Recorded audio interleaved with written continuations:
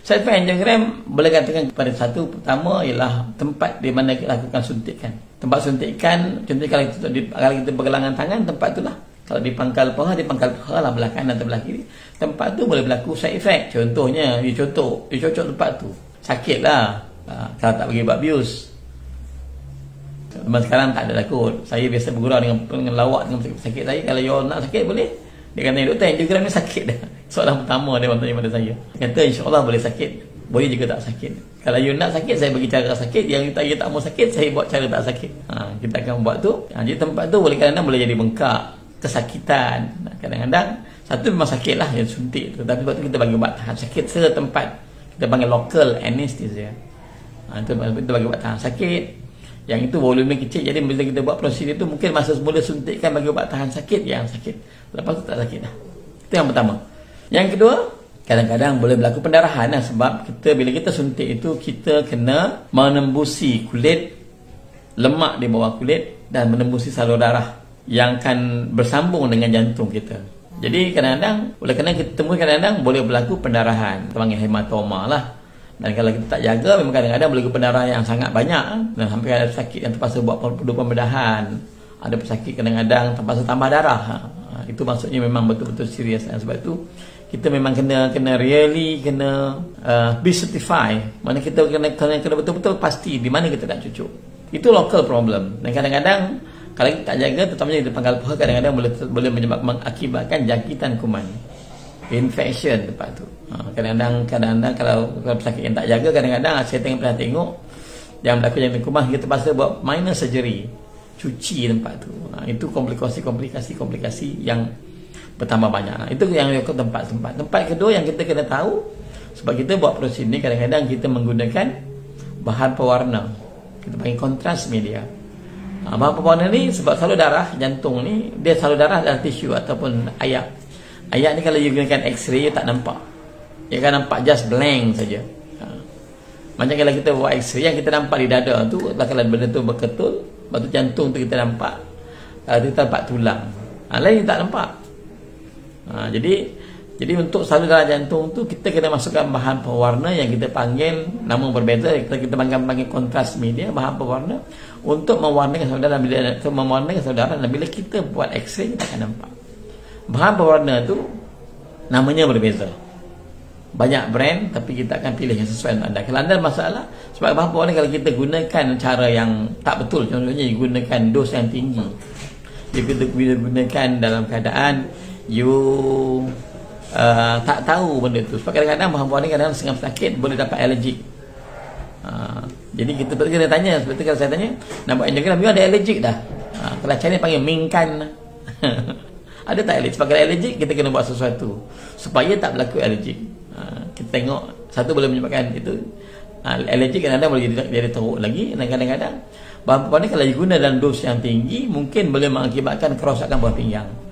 Sebab ada seorang sakit tanya, doktor, angiogram boleh rosakkan buah pinggang? Yes, the answer is yes.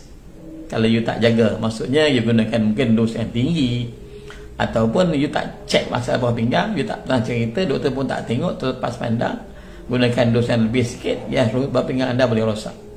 Sebab tu kita ada langkah berjaga-jaga. Itu kena preparation tu. Langkah berjaga-jaga yang kita pastikan supaya anda tak dapat side effect tu. Sebab tu kita ada limit. Kita buat prosedur mungkin berapa jam, 3 jam, 2 jam, sejam. Sebab kita tak mahu. Itu dia punya side effect. Yang ketiga, sebab kita menggunakan sistem radiasi, sistem x-ray. Jadi ada orang ada masalah kalau digunakan, kita buat prosedur angiogram tu lama lah. Dengan sakit rasa macam panas di dada, rasa nak terbakar. Itulah perkara-perkara, itu side effect yang kita kena aware. Satu lagi side effect yang ada kaitan dengan prosedur. Contohnya, bila kita buat prosedur tu, oleh kerana kita melalui salur darah daripada tengkuk atau pangkal paha, kadang-kadang boleh lukakan salur darah tu. Cuma teknologi dah berubah. Zaman sekarang tube yang kita gunakan halus, lembut, dan dia blunt. Jadi you boleh, lepas tu you kena buat dengan sistem X-ray. So, dengan menggunakan sistem X-ray, so you nampak dia bergerak ke arah mana. Cuma kalau dia berlaku juga perkara yang tak dijangka, contohnya boleh menyebabkan stroke, lumpuh boleh berlaku. Majority minor stroke kalau kita tak jaga. Terutamanya kalau itu satu. Yang kedua, kalau you menyebabkan pesakit-pesakit yang banyak sakit lain macam dia kencing manis, darah tinggi, high kolesterol, masa jantung tu lemah, so risikonya lebih tinggi. Jadi itu komplikasi lain, boleh dapat stroke. Tu yang kedua ialah kadang-kadang dia menyebabkan jantung kita bergerak tak stabil, sebab kita masukkan tiup tu ke jantung, kalau kita silap, kita jaga, boleh ada masalah setempat yang boleh berlaku bagi kadang aritmia jantung kita bergerak tak stabil. Dan kadang-kadang kalau kita tak kawal, mungkin boleh membawa maut ya. Begitu last sekali, insyaAllah ada sakit, ada sejarah bukti meninggal dunia semasa buat angiogram atau selepas angiogram. Sebab tu kena tahulah when you have to know when to start, when to stop, who will require, siapa yang perlu buat, siapa yang you tak mau nak buat, siapa yang kata you tak boleh nak buat. Itu kerja doktor lah. Jadi doktor betul kena cerita kepada pesakit semua kemungkinan yang akan berlaku kalau kita buat prosedur. Pada saya sama je lah. Sama juga kalau anda buat pembedahan sekalipun. Contoh anda nak buang batu, ada pesakit saya buang batu baru ni, batu dia buah pinggang, doktor kena cerita juga A sampai Z. Contoh kalau anda buat prosedur mata sekalipun, ada seorang pesakit buat cataract mata. One of saya punya isi guru saya buat pembedahan mata baru ni. Belah mana? Belah kiri. Doktor ceritakan cataract operation macam mana, apakah indikasi kenapa you kena buat, apakah komplikasi, apakah kemungkinan yang akan boleh berlaku. Jadi semua kena dah detail, dah cerita, dah faham. Tengoklah kalau dia setuju atau tidak. Sebab tu saya biasa takkan paksa pesakit. Kita cerita ini yang you kena buat, lepas tu you kena decide. Ya, kalau you tak faham, you tanya.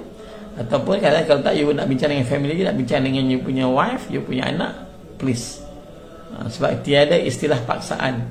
You mesti follow nasihat saya. Kalau tak, you tak ada harapan hidup. Itu tak boleh berlaku. Kita memang kena cerita dengan pesakit. Mana kita cerita secara detail, secara natural.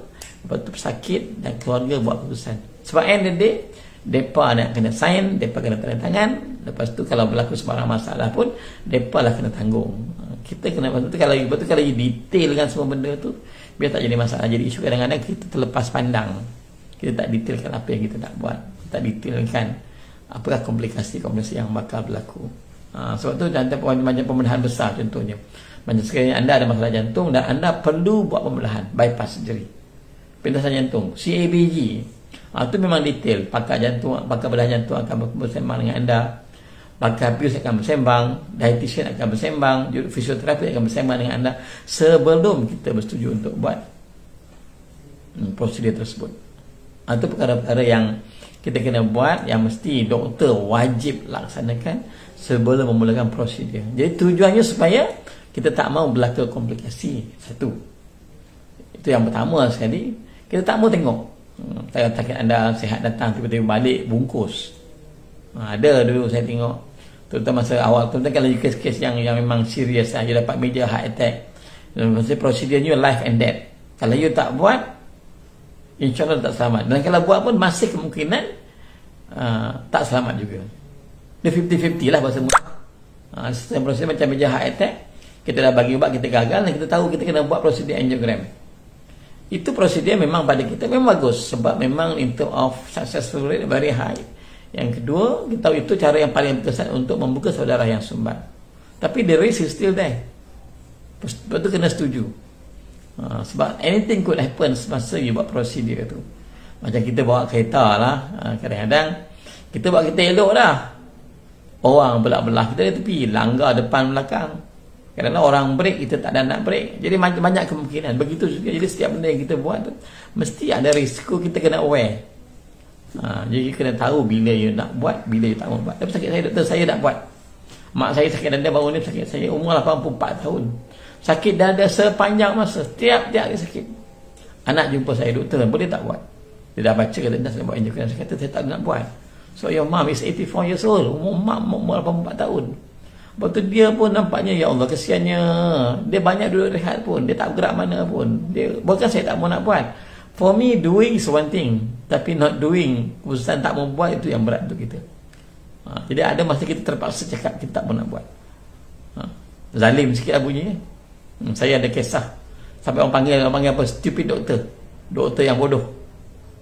Kita bukan tak mau buat, Pasal kita buat proses itu mudah sangat. Tapi implikasinya you kena get ready lah. Lepas tu you kena bertanya diri you, betul ke? Betul ke you nak buat benda tu? Saya kongsikan pasal ada stupid doktor tu. Ada kisahnya. Challenge perjalanan saya pernah orang tunjuk penumbuk tangan, orang pernah taruh kepala kita. Many there was the bagi apa?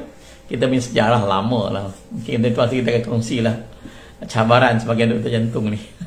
Okay, saya rasa it's almost 9 AM. Sorry, waktu siang lambat kita nak habis dah tu.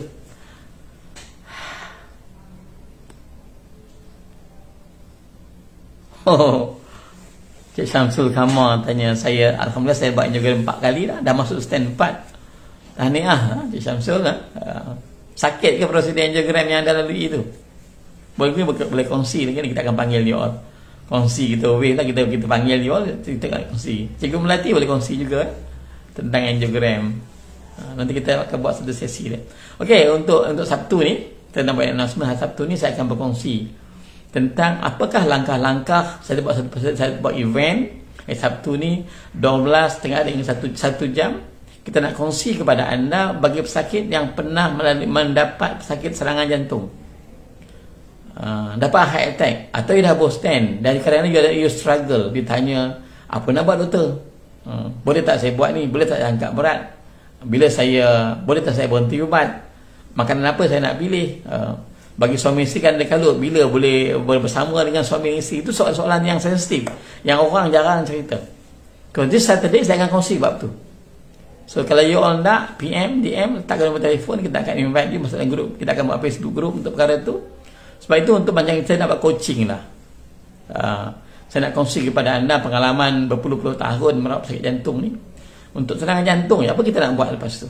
Mungkin you all nak kena tahu sama ada you pernah kena, atau you ada kawan yang pernah kena, atau you nak handle ada keluarga yang pernah heart attack, you tak tahu, you struggle, so you please you can join us untuk that session. Ini invited kita tak panggil semua orang. Siapa yang berminat, siapa yang nak tahu, siapa yang nak dengar, nak berkongsi maklumat, boleh join us this coming Saturday 12 hingga 1 tengah hari. Kita akan buat grup dalam Facebook dan saya akan bercakap. Dan masa itu kita akan buat free talking, kita akan discuss secara bebas. Okay, please kalau you all nak, say nak, tinggal nombor telefon, tim saya akan call sebab kita ada certain arrangement yang kita kena buat. Ampun maaf. Assalamualaikum warahmatullahi wabarakatuh.